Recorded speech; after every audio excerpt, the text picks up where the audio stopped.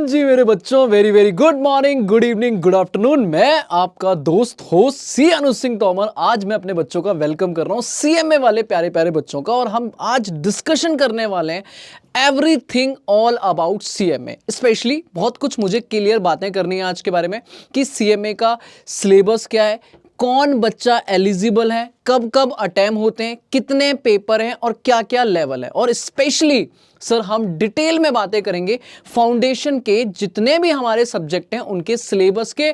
और मैं आपको मिलाऊंगा अपनी डीजी लाइन टीम से जो आपको सीएमए फाउंडेशन फर्स्ट अटेम्प्ट में क्रैक नहीं फोड़ने वाली है ना। तो एक एक करके करते हैं बात। पहले थोड़ी थोड़ी छोटी छोटी डिस्कशन करते हैं, फिर आपको सीएमए फाउंडेशन स्पेशली एक एक सब्जेक्ट के सिलेबस में और टीम के साथ बात करते हैं। तो लेट्स बिगिन मेरे बच्चों, शुरू करते हैं क्लास।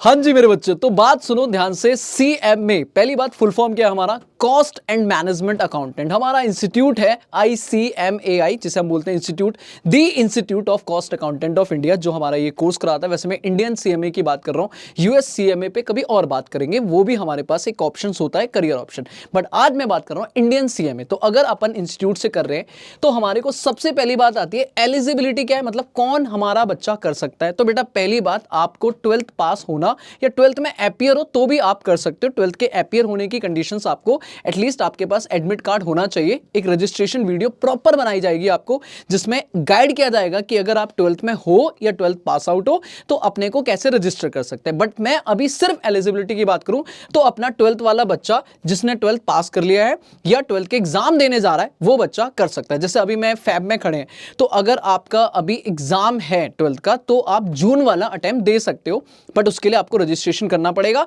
तो वो एक अलग सेपरेट पार्ट होगा। बट एलिजिबिलिटी में बोलूं तो पहली एलिजिबिलिटी 12th के बाद आप डायरेक्टली सीएमए फाउंडेशन की एंट्री कर सकते हो। और अगर आपने ग्रेजुएशन कर रखा है तो आप डायरेक्ट एंट्री ले सकते हो सीएमए इंटर में। क्लियर है? तो दो बच्चे एलिजिबिलिटी ले सकते हैं, एक 12th वाला बच्चा और एक अपना ग्रेजुएशन वाला बच्चा डायरेक्टली इंटर में एंट्री कर सकता है। ठीक है सर, शॉर्ट में आगे बढ़ते हैं। लेवल क्या है हमारे सीएमए के, सबके लेवल आएंगे तो हमारे सीएमए के भी लेवल आते हैं। 3 लेवल है मेरे बच्चे, foundation, inter, final, total 3 level. Foundation pass करोगे इंटर, इंटर पास करोगे फाइनल, फाइनल के बाद आप सीएमए साहब सीएमए बन जाओगे। सर कितने पेपर होते हैं तो मैं आपको बता दूं, फाउंडेशन में टोटल है 4 पेपर मेरे बच्चे। फाउंडेशन में 4 पेपर देने हैं। अभी भी एक एक पेपर के बारे में डिटेल में डिस्कशन करेंगे with team sir, team. Plus अगर आप इंटर में जाते हो तो इंटर में आपको 2 ग्रुप मिलेंगे, टोटल 8 पेपर हैं। ठीक है, कभी और डिस्कशन करेंगे इंटर पे डिटेल पे। एंड देन फाइनल पे जाओगे, अगेन आपको 2 ग्रुप मिलेंगे और आपके 8 पेपर है। तो टोटल मिलाया जाए तो ऑलमोस्ट 20 पेपर आपको देने पड़ेंगे सीएमए में। और आप 20 पेपर अगर क्रैक कर जाते हो तो you will be a CMA. Sir passing percentage क्या होगी तो मेरे बच्चे देखो, हर सब्जेक्ट में आपको इंडिविजुअली 40 तो चाहिए ही चाहिए। जैसे फाउंडेशन की बात करूं तो आपके 4 सब्जेक्ट हैं तो मिनिमम 40 तो आपको इंडिविजुअली चाहिए और एग्रीगेट 50% आपके होने चाहिए। तो सेम कंडीशन है, इवन आप सीए करो या सीएमए करो या सीएस करो, हमारे तीनों प्रोफेशनल इंस्टीट्यूट ने सेम पॉइंट रखा हुआ है कि 40 नंबर इंडिविजुअल सब्जेक्ट में और 50% एग्रीगेट, मतलब 400 में से 200 नंबर तो लाना पड़ेगा ना मेरे बच्चे। डन। अब आते हैं सर जो मेन डिस्कशन मुझे करना है अपने सिलेबस के बारे में। सर अगर मैं बात करूं तो हमारे को शॉर्ट में देखना, फाउंडेशन की बात कर रहा हूं मैं, सीएमए फाउंडेशन। और मेरे पास सीएमए फाउंडेशन में मेरे बच्चे 4 मेन सब्जेक्ट हैं। ठीक है, स्पेशली 12th वाले बच्चों ध्यान सुनना, क्योंकि ग्रेजुएशन वालों को सीधा छलांग लगा के इंटर में मिलेंगे। ठीक है ना। तो जो 12th वाला बच्चा अभी बिल्कुल नया नया प्यारा सा नन्हा सा बच्चा बैठा है जिसको कुछ नहीं पता सीएमए फाउंडेशन में क्या है, तो मेरे बच्चे सुन, 4 पेपर हैं जिसे मैं शॉर्ट में, नाम अलग अलग हैं आपको पर मैं प्यार से नाम बोलूं तो पहला तेरा वही पुराना घिसा पिटा अकाउंट्स, फिर आपको मिलेगा थोड़ा सा नया लॉ जिसमें कुछ बिजनेस कम्युनिकेशन का पार्ट भी आएगा, अभी अभी बात करते हैं। फिर तेरे पास आएगा इको, जिसमें भी तेरे को कुछ मैनेजमेंट वाला पार्ट कुछ नया आएगा, अभी बात करेंगे सर। और चौथा तेरा वही पुराना डर, मैथ्स, जिस पे हम और बात करेंगे डिटेल में। तो 4 मेन पेपर हैं, अकाउंट्स, लॉ, इको, मैथ। ठीक है, अच्छी बात यह है कि तेरे सारे के सारे पेपर ऑब्जेक्टिव हैं। ठीक है, तेरे को सारे के सारे पेपर ऑब्जेक्टिव हैं, ऑलमोस्ट 50 क्वेश्चन ईच पेपर में आते हैं और हर क्वेश्चन 2 नंबर का है, तो इसका मतलब 100 नंबर का तेरा पूरा पेपर है, जिसमें से तेरे को 40 पास होने के लिए चाहिए और 50% ओवरऑल परसेंटेज चाहिए। डन। अब सर सिलेबस की बात करता हूं, ठीक है, तो पहले मैं अपनी बात कर लेता हूं, फिर मैं तेरे को पूरी टीम से इंट्रोड्यूस कराता हूं कि अगर अपन डीसी लाइन हम फोड़ने वाले हैं सीएमए में, तो मेरा बच्चा किस टीचर से, कौन सी फैकल्टी तेरे को प्यार से बेहतरीन तरीके से सीएमए बनाने वाली है। पहले मैं अपनी अकाउंट्स की बात करूं, अकाउंट्स तो मैं ही पढ़ाऊंगा ना यार, हाँ ठीक है। चलो सर, अकाउंट्स की अगर बात करें, एक सेकेंड मेरे बच्चे, तो अकाउंट्स का सिलेबस मैं तेरे को दिखाऊं, ये रहा, फंडामेंटल ऑफ अकाउंट्स 100 नंबर का है, जिसमें तेरे को 2 पार्ट मिलेंगे बेसिकली, अगर तू देखेगा ध्यान से। तो एक तो सेक्शन ए जो प्योर अकाउंटिंग है, 70 नंबर, मतलब 70% बोले तो अगर 50 क्वेश्चन है तो 35 क्वेश्चन तेरे को कहां से मिलने वाले हैं, फाइनेंशियल अकाउंटिंग से। ठीक है, क्लियर है। ऑलमोस्ट तेरे 2 नंबर एक क्वेश्चन का, तो 70 नंबर का पेपर यहां से हो गया। फिर आपको मिलेगा कॉस्ट। सर जी कॉस्ट अकाउंटेंट हो तो कॉस्टिंग तो इनिशियली पढ़ाई जाएगी ना, सो 70 नंबर में फाइनेंशियल अकाउंटिंग है, 30 नंबर में कॉस्ट अकाउंटिंग है, बोले तो 30% बोला जाए तो अपने पास 15 क्वेश्चन आपके हो गए। ये क्वेश्चन की बात कर रहा हूं, 15 क्वेश्चन यहां पे हो गए। इसमें चैप्टर की बात करें तो फंडामेंटल अकाउंट में तेरा ये बेसिक आ जाएगा। ठीक है, बेसिक में क्या क्या आएगा, मैं तेरे को अगर डिटेल में ले जाता तो यहां से डिटेल दिखाता। देख, बेसिक में तेरे को अकाउंट के बारे में पढ़ाया जाएगा, ये देख आराम से पढ़, देख पूरा अकाउंट के बारे में पढ़ाया जाएगा कि अकाउंटिंग क्या होती है, इसके कॉन्सेप्ट्स क्या हैं, बुक कीपिंग वर्सेस, ये सब करूंगा मैं। फिर उसके बाद तेरे को प्रिंसिपल पढ़ाए जाएंगे, कैपिटल रेवेन्यू क्या होता है, इस पे बढ़िया सा क्वेश्चन करेंगे। Cycle, general ledger, trial balance नहीं आती ना, अकाउंटिंग जीरो है ना, कोई बात नहीं, सब कुछ पढ़ेंगे, सब कुछ पढ़ाएगा तेरा इंस्टीट्यूट और तेरा teacher master. General entry, cash book, trial balance, ले भाई, रेक्टिफिकेशन, बढ़िया, डेप्रीशिएशन और तेरा पूरा प्रोविजन वगैरह, बैड डेट वगैरह। तो ये अपना ऑलमोस्ट पहला यूनिट होने वाला है। 3 ही यूनिट है, पहला यूनिट बेसिक्स में होने वाला है। फिर तो अगर आगे जाएगा तो तेरे को कुछ स्पेशल चैप्टर्स मिलेंगे, जैसे कि कंसाइनमेंट, जो बिल्कुल डिफरेंट है, चाहे वो सीए हो चाहे वो सीएस हो, कहीं नहीं मिलेगा। हमारा बच्चा सिर्फ एक्सक्लूसिवली सीएमए वाला बच्चा पढ़ेगा। सर जी कंसाइनमेंट और जॉइंट वेंचर, मजा आ जाएगा इस चैप्टर को पढ़ने में। हाँ, बिल ऑफ एक्सचेंज सब में है तो तुझे ही पढ़ने को मिलेगा, कोई दिक्कत नहीं। ठीक है, उसके बाद तेरे यहाँ पे प्रिपरेशन आएंगी, ये बड़े बड़े चैप्टर्स आ जाएंगे, ये सारे छोटे छोटे चैप्टर हैं। बड़े बड़े चैप्टर में आएगा तो तेरे को मिलेगा बेटा फाइनल अकाउंट। ठीक है, थोड़ी फाइनेंशियल स्टेटमेंट बनाना सीख ले, पीएनएल, बैलेंस शीट वगैरह वगैरह। एनपीओ, एक तो ये हो गई प्रॉफिट मेकिंग की और ये हो गई नॉन प्रॉफिट की। ठीक है, तो नॉन प्रॉफिट है, खत्म, इतनी ही अकाउंट्स। मतलब अगर देखा जाए तो एक तेरा फाइनल अकाउंट, एक तेरा एनपीओ, ये 2 बड़े चैप्टर हैं। बाकी छोटे छोटे 3 मेन चैप्टर हैं, कंसाइनमेंट, जॉइंट वेंचर और तेरा बिल ऑफ एक्सचेंज। बाकी जो है वो बेसिक्स है, तो बेसिक में अच्छा खासा हो जाएगा, बढ़िया है, मजा आएगा। कॉस्ट अकाउंट में तेरे को कॉस्ट में कॉस्ट शीट वगैरह, इंट्रोडक्शन वगैरह पढ़ने को मिलेगा। तो अगर तो कॉस्ट का भी हल्का सा सिलेबस ओवरव्यू देखेगा तो अभी तेरे को नहीं समझ आएगा, आई नो बिल्कुल नया है तेरे लिए, पर थोड़ा सा देख ले तो तेरे को समझ आएगा कि कॉस्ट क्या होती है, कॉस्ट अकाउंटिंग किस कब करनी है, कब है, कॉस्ट कैसे निकालनी है, कॉस्ट शीट वगैरह बनाना। ठीक है, तो ये सब कुछ कॉस्ट से रिलेटेड थोड़ा बेसिक तेरे को पढ़ाया जाएगा फाउंडेशन में। इतना ही है हमारा अकाउंट्स का सिलेबस। तो 70 marks financial accounting, 30 marks cost accounting, और देखा जाए 35 क्वेश्चन फाइनेंशियल अकाउंटिंग, 15 क्वेश्चन आपके कॉस्ट अकाउंटिंग। एमसीक्यू पार्ट है बढ़िया से। पर ये तो हो गई अकाउंट्स की बात। सर अगला बताओ, सर अगला है तेरे को मैं मिलाता हूं इकोनॉमिक्स से। हाँ सर, वो 12th से नहीं है क्या, वो तो सर ही बता पाएंगे। ले भाई, मेरे सामने इकोनॉमिक्स की अगर मैं पीपीटी करूं तो ये है मेरे सामने इकोनॉमिक्स। पहले मैं इसको चेंज करूं वरना तेरे को मैं काला दिखने लगूंगा। हाँ, पहले मैं गोरा हो जाऊं। 1 मिनट रुक जा, बस 1 मिनट रुक जा, 1 मिनट रुक जा। हाँ ठीक है, हो गया। तो मैं तेरे को इकोनॉमिक्स मैं नहीं बताऊंगा, जो इकोनॉमिक्स के महारथी हैं हमारे प्यारे अनिल सर को बुलाता हूं और इकोनॉमिक्स की थोड़ा सा बातें शुरू करते हैं। तो तेरे को पूरा इकोनॉमिक्स के सिलेबस के बारे में अनिल सर बुलाने वाले। अनिल सर प्लीज आ जाओ और बच्चों को थोड़ा इकोनॉमिक्स बताओ।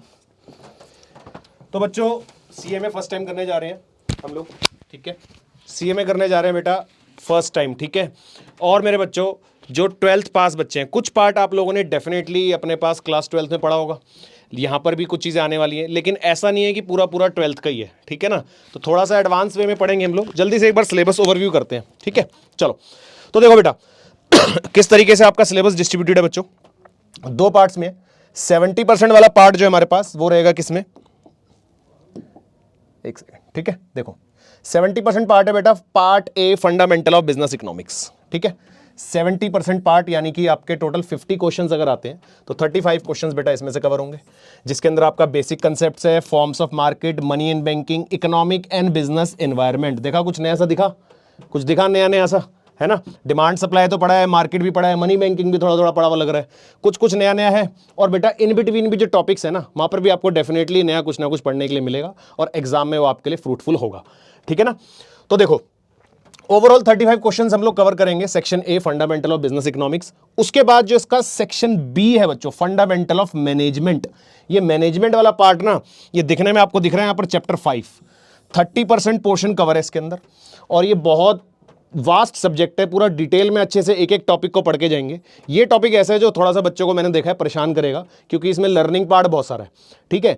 तो मैं जब पढ़ाऊंगा ना तो टॉपिक कुछ इस तरीके से इजी हो जाएंगे कि आपकी अंडरस्टैंडिंग ऐसे हो जाएगी दिमाग में कि आप एग्जाम में क्वेश्चन एक ही बार में समझोगे और एक ही बार में ऑप्शन मार्क करोगे, दैट्स इट, काम खत्म, ठीक है कि नहीं। एक बार सिलेबस एक बार और देख लेते हैं ढंग से, टॉपिक्स कौन कौन से हैं फटाफट से देखें। ये देखो,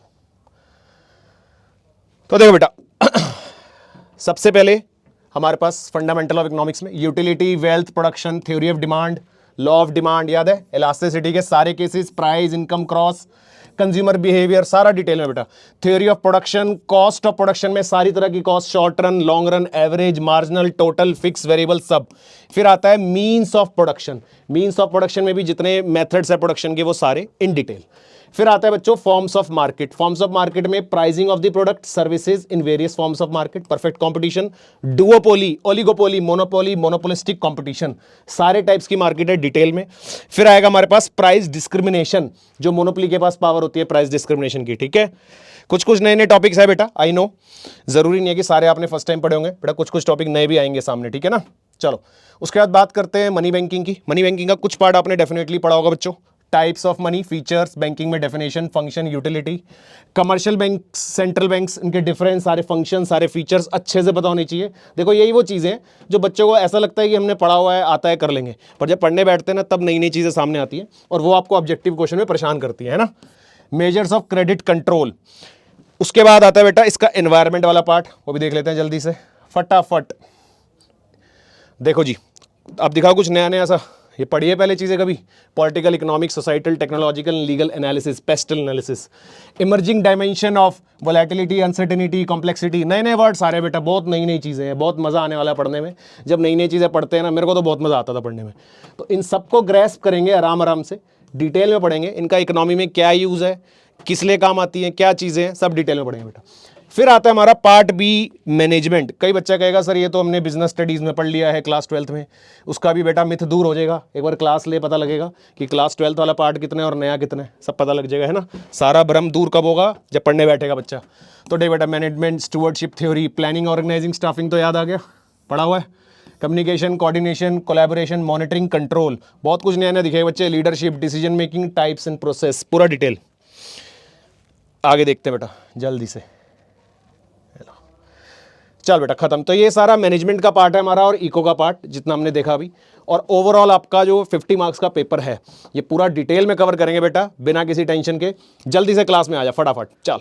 बढ़िया सर, बढ़िया बढ़िया। पता है मेरे को ना जब आप बता रहे थे तो मेरे को ना ऐसा लग रहा था बच्चा उस टाइम पे ये ढूंढ रहा होगा कि इसमें से देखा देखा क्या है।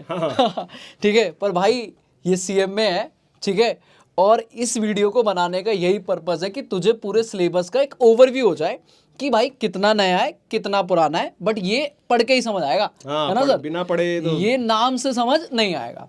चल अब तुझे, ठीक है, thank you sir, thank you so much. ठीक है, तो अनिल सर को करते हैं अभी बाय। अब बात करते हैं एकदम नए सब्जेक्ट की। ये देख, अकाउंट्स हो गया, पढ़ा पढ़ा सा है, इकोनॉमिक्स हो गया, कुछ पढ़ा है कुछ नया है, लेकिन अब लाते हैं लॉ। तू बिल्कुल नया पढ़ ले, आजा। ये देखो मैं पहले लॉ निकाल देता हूँ, फिर ऑफ कोर्स लॉ के धुरंधर को बुलाता हूँ।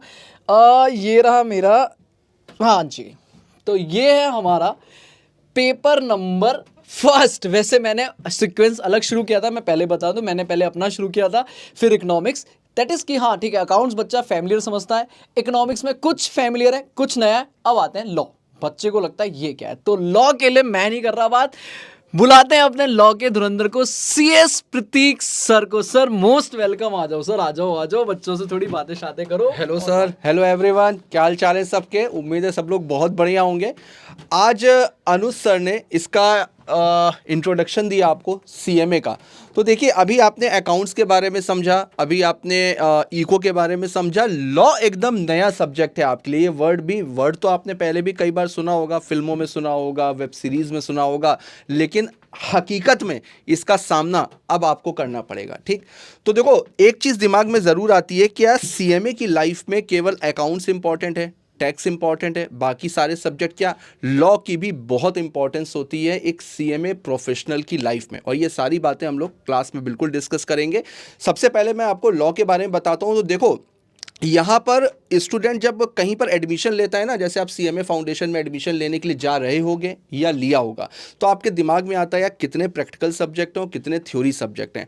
आपके लिए एक अच्छी चीज़ मैं आपको बताने वाला हूँ कि ये जो लॉ सब्जेक्ट है ना, ये थ्योरी सब्जेक्ट नहीं है बेटा, ये प्रैक्टिकल सब्जेक्ट है। क्यों प्रैक्टिकल सब्जेक्ट है? क्योंकि इसको पढ़ने के बाद में इसको आपको अपनी लाइफ में प्रैक्टिकली अप्लाई करना है। दूसरा, ICMAI ने एक बहुत समझदारी वाला काम किया है कि लॉ का पेपर जो है वो MCQ बेस्ड रखा है फाउंडेशन वाले बच्चों के लिए। इसमें आपको क्या है, इसमें आपको रटने की जरूरत नहीं है, आपको सारे कॉन्सेप्ट बहुत अच्छे से समझने होंगे। आपके कॉन्सेप्ट अगर क्लियर है तो क्वेश्चन को सॉल्व करने में आपको बिल्कुल भी परेशानी नहीं होने वाली। और ये मेरे ऊपर छोड़ दो, आपको समझाना कैसा है, आपको समझ में कैसे आएगा, वो सारी प्रॉब्लम मेरी है। बस आपको क्या करना है, आपको मेरे साथ लग करके फाउंडेशन की तैयारी में मेरे साथ में बैठना है। मैं आपको पूरा का पूरा कंटेंट, पूरा का पूरा सिलेबस करवाऊंगा, ये मेरी जिम्मेदारी है, लेकिन पढ़ना बेटा आप ही को ही पड़ेगा। तो एक बार देखते हैं सिलेबस के मामले में। देखिए, आपके सब्जेक्ट का नाम है basically fundamental of business laws and business communication. अभी फिलहाल मैं यहां पर केवल और केवल बिजनेस लॉ की बात करने जा रहा हूं। बिजनेस लॉज, तो बिजनेस लॉज में आपको टोटल मिलाकर के 4 चैप्टर मिलने वाले हैं, यानी कि 4 पार्ट आपको मिलेंगे। कौन कौन से एक बार देखते हैं। तो देखिए, सबसे पहले आता है आपका इंट्रोडक्शन पार्ट। एग्जैक्टली आप पहली बार लॉ पढ़ रहे हो तो लॉ होता क्या है, लॉ बनता कैसे है, लॉ आता कहाँ से, ये सारी चीज़ें हम लोग इंट्रोडक्शन में कवर अप करेंगे। उसके बाद में बिजनेस लॉ, आपके सब्जेक्ट का नाम क्या है, बिजनेस लॉ। बिजनेस लॉ की बैकबोन होता है इंडियन कॉन्ट्रैक्ट एक्ट, और इसका देखिए वेटेज भी एग्जाम में सबसे ज़्यादा है 30%। 30% जो क्वेश्चन आपके कवर अप होंगे वो इंडियन कॉन्ट्रैक्ट एक्ट से होने वाले हैं। उसके बाद में इंडियन कॉन्ट्रैक्ट एक्ट के साथ में आता है आपका सोगा, जिसका मतलब सेल ऑफ गुड्स एक्ट। तो देखो, यहां पर सेल की बात हो रही है, तो बिजनेस में क्या होता है, सेल और परचेज तो होता है, तो इस वजह से ये भी बिजनेस लॉ का पार्ट है, सेल ऑफ गुड्स एक्ट। उसके बाद में आता है negotiable instrument act 1881। Cheque dishonour हो गया, चेक बाउंस हो गया। चेक का तो आपने सुना ही होगा कि हम लोगों ने चेक इशू किया, चेक डिसऑनर हो गया है, सामने वाले ने हमको पेमेंट करी, चेक बाउंस हो गया, promissory note, bill of exchange, इन सब के बारे में हम लोग निगोशिएबल इंस्ट्रूमेंट के में पढ़ने वाले हैं। और आप यकीन मानो, लॉ को पढ़ने में बहुत मजा आएगा, क्योंकि जो अभी तक हम लोगों ने फिल्मों में देखा था, वेब सीरीज में देखा था, वो आप खुद से सीखने वाले हो। और इसके अंदर जो सब्जेक्ट मैटर है, जैसे बाकी की सारी फैकल्टीज ने आपको बताया कि उनमें क्या क्या चीज़ें हैं, तो इसमें तो आपने कुछ भी, आपके लिए तो ये पूरा का पूरा नया है। तो इसके बारे में हम लोग डिस्कस सीधे क्लास में ही करेंगे, क्योंकि ये सारे के सारे वर्ड आपके लिए बिल्कुल नए होंगे। Sources of law, legislative process, essential elements of valid contract, void, voidable, ये सारे के सारे टर्म आपके लिए बिल्कुल नए होंगे। इसमें आपका कुछ भी पढ़ा नहीं होगा, इसमें आपको जीरो से शुरुआत करनी होगी। और देखिए, इसको आप थोड़ा सा पॉजिटिव वे में लो। जैसे बहुत सारे बच्चों के साथ में इशू होता है ना कि सर मैं कॉमर्स बैकग्राउंड से नहीं हूं, तो क्या मैं सीएमए कर सकता हूं? बिल्कुल कर सकते हो। क्यों? क्योंकि अगर कोई कॉमर्स बैकग्राउंड से है, कोई आर्ट से है, कोई साइंस से है, लॉ हर किसी को 12th के बाद में पहली बार ही पढ़ना होता है। तो यहां पर किसी भी स्टूडेंट को कोई भी दिक्कत नहीं होने वाली, क्योंकि हर स्टूडेंट लॉ की शुरुआत जीरो से ही करेगा।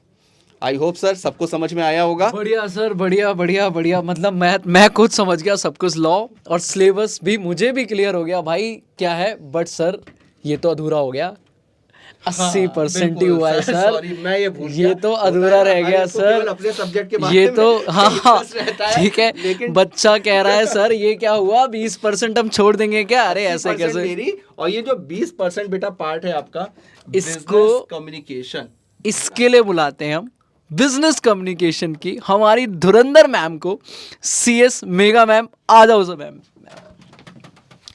Thank you so much, Anu sir. And हाँ जी everybody, I C S Megha welcome you all to DC line. Anu sir ने सब कुछ ही बोल दिया है, कुछ बचा ही नहीं है हम लोगों के लिए बोलने के लिए, तो मैं डायरेक्ट अपने सिलेबस पे ही आऊँगी। आपको डायरेक्ट बताते हैं क्या है इसमें, कैसे है, क्योंकि अभी सर ने भी बताया वो 80% कवर करेंगे, यानी कि 80 मार्क्स का पोर्शन उनका होगा, मेरा जो है वो है 20%। बट इसको आपने लाइटली बिल्कुल नहीं लेना, क्योंकि स्कोरिंग है, फुल स्कोर आराम से कर जाओगे। ऑब्जेक्टिव है तो भाई फुल स्कोर आने के चांसेस क्या, पूरे चांसेस है। तो आपने बहुत अच्छे से दिल लगा के बहुत मेहनत से इन डेप्थ समझना है, क्योंकि ये आपकी बेस है। अब आप बोलोगे बेस क्यों है, तो जरा समझे, अब जरा समझते हैं बेस क्यों है। क्योंकि हम सीखने वाले हैं बिजनेस कम्युनिकेशन। हम यहाँ पर कम्युनिकेशन नहीं सीखेंगे, कम्युनिकेशन तो हो गई बात। यहाँ पर जब आप कॉस्ट एंड मैनेजमेंट अकाउंटेंट बन जाओगे, आपने खाली नंबर्स ही नहीं देखने, आपने मैनेज भी करना है, आपने मैनेजमेंट को भी देखना है। तभी आप देख पाओगे जब आपकी बिजनेस कम्युनिकेशन स्ट्रांग होगी, आपकी लीडरशिप स्किल स्ट्रांग होगी, आपकी मैनेजमेंट स्किल स्ट्रांग होगी, आपकी लिसनिंग स्किल्स, राइटिंग स्किल्स सब कुछ स्ट्रांग होगी। तो उसी को स्ट्रांग बनाने के लिए आपके इंस्टीट्यूट ने इस पर्टिकुलर सब्जेक्ट को ऐड किया है आपके करिकुलम में, जिसमें हम देखते हैं क्या क्या है आप लोगों का।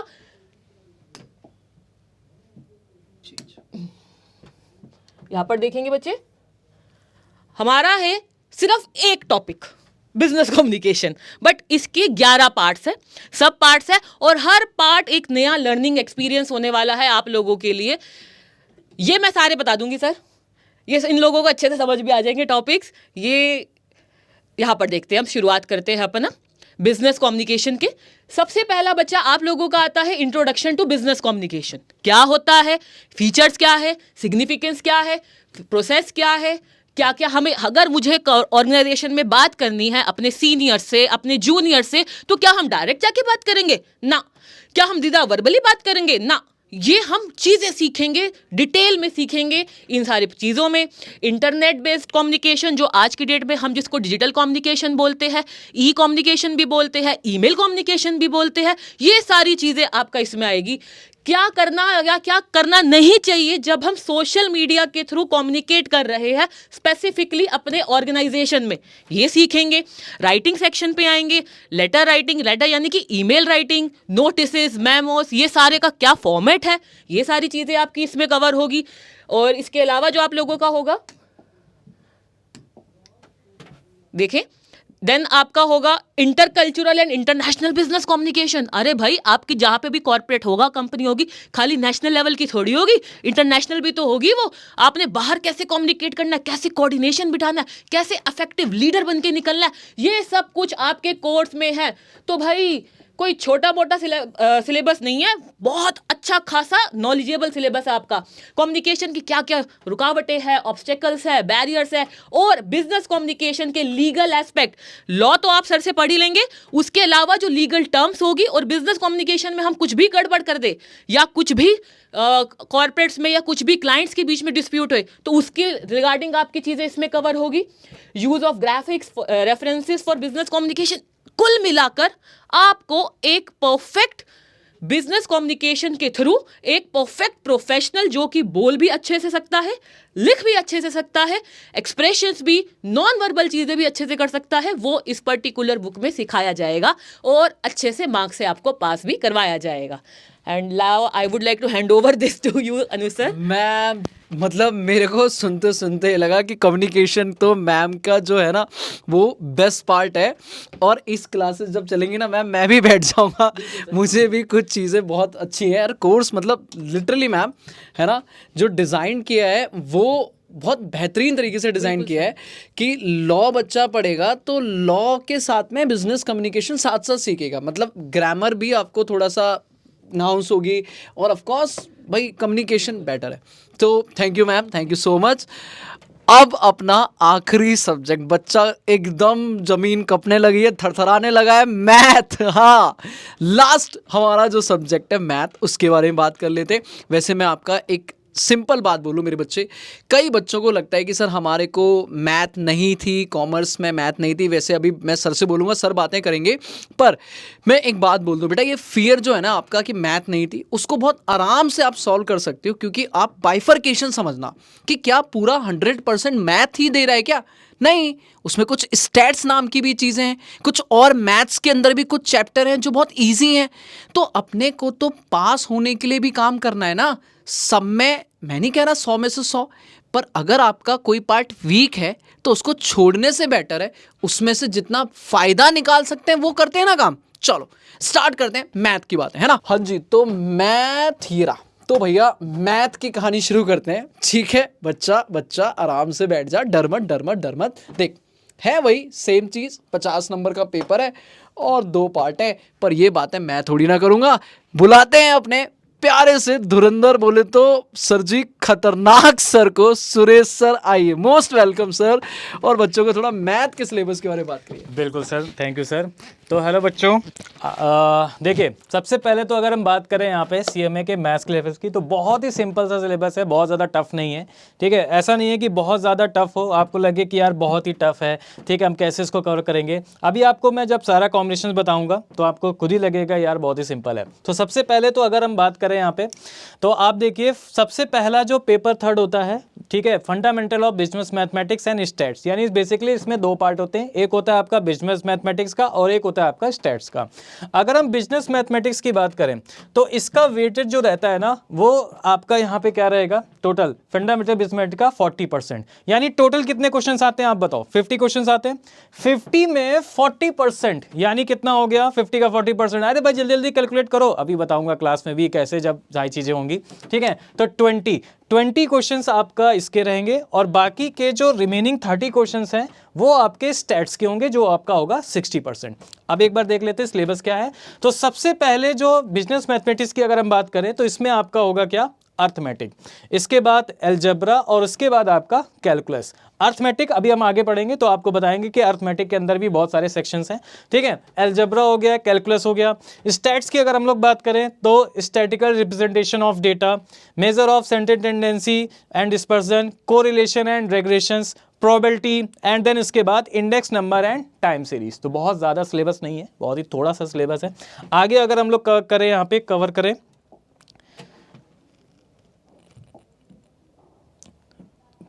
तो आगे देख लीजिए फंडामेंटल ऑफ बिजनेस मैथमेटिक्स में, जैसे अर्थमेटिक के अंदर। अब अर्थमेटिक के अंदर क्या है, रेशियोज है, वेरिएशंस है, प्रोपोर्शन है, तो जो नॉर्मली इजी होता है। ठीक है, टाइम वैल्यू ऑफ मनी में आपका टाइम वैल्यू ऑफ मनी में सिंपल और कंपाउंड है, एंड देन इसके बाद आपका क्या है, एन्युटी। ठीक है, इसके बाद AP and GP and time and distance. तो यहाँ पे टाइम एंड डिस्टेंस, आप टाइम एंड डिस्टेंस में किस टाइप के क्वेश्चन होते हैं, नॉर्मल ट्रेन वाले क्वेश्चन हो गए, नॉर्मल स्पीड वाले क्वेश्चन हो गए। ठीक है, आप घर से केएफसी तक गए और फिर केएफसी से घर तक आए, आपकी बताइए एवरेज स्पीड क्या होगी, तो वही चीज़ इसी टाइप के क्वेश्चन हो गए। एलजेब्रा की अगर हम लोग बात करें तो सेट थ्योरी, वेन डायग्राम से रिलेटेड क्वेश्चन है। इंडिसेस एंड लॉग्स हो गए, पीएनसी हो गया, परम्यूटेशन कॉम्बिनेशन, इसके भी आपके ना बेसिक कॉन्सेप्ट हैं। देखिए बेसिक कॉन्सेप्ट है, बहुत ज्यादा वास्ट में नहीं जाना है। क्वाड्रेटिक इक्वेशंस भी आपका बेसिक कॉन्सेप्ट है। कैलकुलस की अगर हम लोग बात करें तो इसमें एप्लीकेशंस हैं, वो भी बिजनेस की, यानी कॉन्सेप्ट ऑफ कैलकुलेशंस, इसकी थोड़ी बहुत application. Revenue and cost function में ऑप्टिमाइजेशन टेक्निक, इसका भी आपका बेसिक कॉन्सेप्ट है। तो ये सारी चीजें हैं। और अगर हम स्टैट्स की बात करें तो स्टैटिकल रिप्रेजेंटेशन ऑफ डेटा में सेम वही, फ्रीक्वेंसी डिस्ट्रीब्यूशंस क्या होता है, ग्राफिकल रिप्रेजेंटेशंस क्या होता है, इनको हम कैसे ग्राफिक तौर पे रिप्रेजेंट कर सकते हैं, ओ गिव क्या होता है, ये सारी चीजें, पाई चार्ट क्या होता है। मेजर ऑफ सेंटर टेंडेंसी में जैसे आपका मीन हो गया, मीडियन हो गया, मोड हो गया, रेंज हो गई, क्वार्टाइल डेविएशन हो गया, स्टैंडर्ड डेविएशन हो गया, और इसी में कोफिशिएंट भी इन्हीं सभी के आ जाएंगे। इसके बाद Karl Pearson Wallis coefficient of skewness क्या होता है, और कोरिलेशन रेग्रेशंस की बात करें जो इसी से रिलेटेड होता है, जैसे स्कैटर डायग्राम क्या होता है, curl Pearson coefficient of relations क्या होता है, रेग्रेशन एनालिसिस क्या होता है। प्रोबेबिलिटी की अगर हम लोग बात करें तो नॉर्मल प्रोबेबिलिटी की क्या होती है, टर्मिनोलॉजीज की प्रोबेबिलिटी का बेसिक कॉन्सेप्ट क्या है, बेसिकली प्रोबेबिलिटीज होती क्या है, और उसके बाद कुछ primary applications of probability theorem की। ठीक है, इस टाइप में।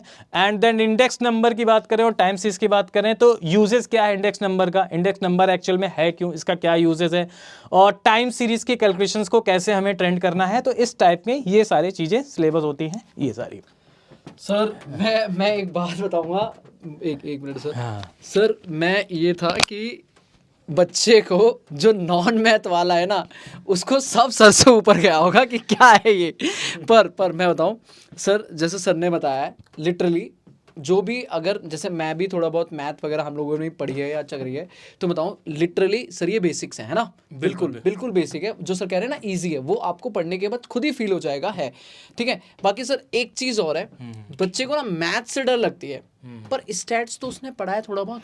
यस सर, स्टैट्स तो कहीं ना कहीं उसके अपने एकेडमिक पार्ट में भी है, तो इट्स स्टैट्स में उसको बहुत ज़्यादा दिक्कत नहीं होगी कि नॉर्मली सारा यहाँ पे बेसिक ही है स्टैट्स का, मीन मोडियन मॉड ये सारी चीज़ें। इसका मतलब भैया ना कि सर 60% तो कर सकता है ना बिल्कुल आराम से। बिल्कुल 60% तो उसका आराम से हो और जाएगा। सर एक चीज और, जैसे मैं देख रहा था सर, ये चलो स्टैट्स ठीक है, इसमें भी अगर देखा जाए मतलब मुझे जो लगता है 3 चैप्टर है यहाँ पे जिसमें से बच्चा शायद कैलकुलस में फंसेगा। बिल्कुल बिल्कुल है ना? थोड़ा बहुत क्योंकि यार कैलकुलस में वो वो चीज़ें हो थोड़ा सकती मुझे है, भी क्योंकि डर- उसके लिए ना वो चीज़ एकदम आई थिंक जो नॉन मैथ्स बैकग्राउंड का है, जिसका मैथ्स बैकग्राउंड नहीं, जिसका मैथ्स बैकग्राउंड है उसने तो कैलकुलस पढ़ के आया होगा, जिसका बैकग्राउंड मैथ्स का नहीं है उसके लिए कैलकुलस एकदम एक नई चीज़ हो जाएगी। तो वेटेज भी तो सर तो फिर वेटेज भी इसका नॉर्मली सिर्फ 5% है, मतलब देखा बहुत जाए ज़्यादा तो दिक्कत नहीं है। एक क्वेश्चन या दो बिल्कुल question, बिल्कुल है ना? बिल्कुल।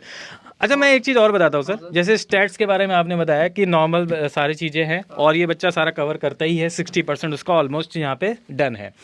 अब अगर हम बिजनेस मैथमेटिक्स की बात करें तो कैलकुलस के पार्ट को अगर यहाँ पे हम स्किप भी कर दें, अगर हम कैलकुलस पार्ट को, तो अर्थमेटिक तो आपका बहुत ही सिंपल हाँ है। यार। जो बच्चे ने 7th 8th क्लास में पढ़ा होगा सर, हाँ, ratio, ratio, proportion, proportion। Log, indices, ये सारी चीजें, इक्वेशंस, ये सारी चीजें, और ठीक है। मैंने ये भी सुना है, और time and distance, problem on train, normally चीजें हैं। और मैंने ये भी सुना है, अंदर की बात बता रहा हूँ मैं कि सुरेश सर जब पढ़ाते हैं ना तो ये चैप्टर टिप पर हो जाते हैं भाई, तो बस बात समझना। सर ये चीज बतानी ये तो बच्चों को नजर आ जाती है जब मैं पढ़ाता ना सारी चीजें। मैं तो पहले ही बता रहा हूँ, बच्चा हाँ। मैथ को लेकर डर है, तो पर भाई वह- मेरे को लगता है हाँ बिल्कुल बिल्कुल। तो वो अर्थमेटिक और अलजेब्रा यानी 15 + 20 25% इधर हो गया, और 60 35 वगैरह समथिंग। हाँ 35 और 60, ठीक है, यानी 95%, मतलब अगर 5% को वो छोड़ भी दें तो सर 95% अगर बच्चा करके आ रहा है तो उसके लिए तो फिर बल्ले बल्ले है वो, बढ़िया है सर, बढ़िया। है ना। चलो सर, तो फिर बच्चों को अब करते हैं अलविदा, मिलते हैं बाकी वीडियोस में। CA, CMA, CS अब सब जगह हैं हम। बाकी CMA फाउंडेशन के लिए एक एक्सक्लूसिवली आरंभ बैच शुरू हो चुका है मेरे बच्चों। जो भी बच्चा जून में प्रिपेयर कर रहा है वो अपनी प्रिपरेशन शुरू कर सकता है, जो उसके बाद करना चाहता है वो करेगा अपनी धीरे धीरे। अपने लाइव बैचेस भी आएंगे जिसमें हम पूरी डिटेल में पढ़ाएंगे, सब कुछ करेंगे मेरे बच्चे के लिए, CMA फाउंडेशन क्रैक करेंगे। थैंक यू सो मच बच्चों, लाइक करना और शेयर करना अपने सारे दोस्तों के साथ जो भी CMA वगैरह कर रहे हैं कि भाई कोर्स वोर्स ये है और अगर करना है तो ये ठीक है। चलो थैंक यू बच्चे, thank you sir. Thank you.